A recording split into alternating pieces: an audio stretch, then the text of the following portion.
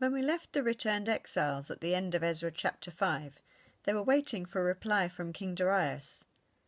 They didn't have to wait long, and when the reply came, it was everything they could have wished for, and a whole load more. Not only did the records show that King Cyrus had authorized the return and the rebuilding of the temple, but Darius went even further. The opposition governors and opposition leaders had to stay right away from the building site, and they couldn't stop the Jewish people from carrying on with God's work.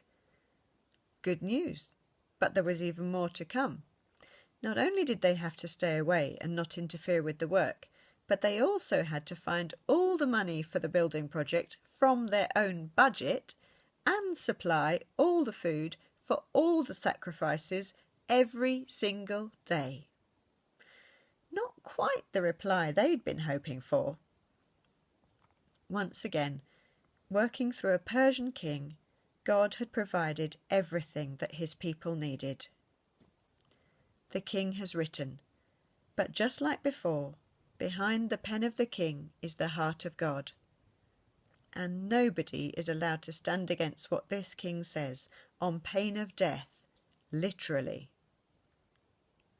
So, the temple is finished, within just a few years of Darius becoming king.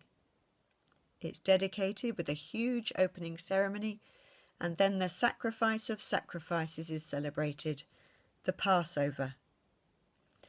Just like the first ever Passover, this one celebrates God's rescue of his people from a foreign land under foreign rulers.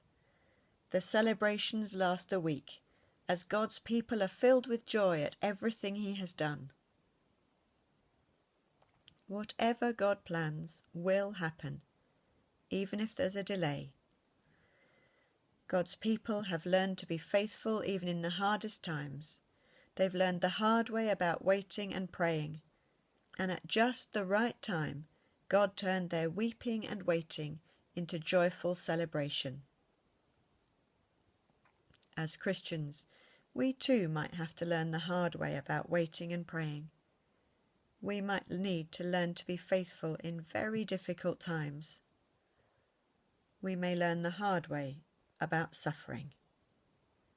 But just as Paul wrote to the Romans, suffering produces perseverance, perseverance character, and character hope. And hope does not put us to shame, because God's love has been poured out into our hearts through the Holy Spirit, who has been given to us.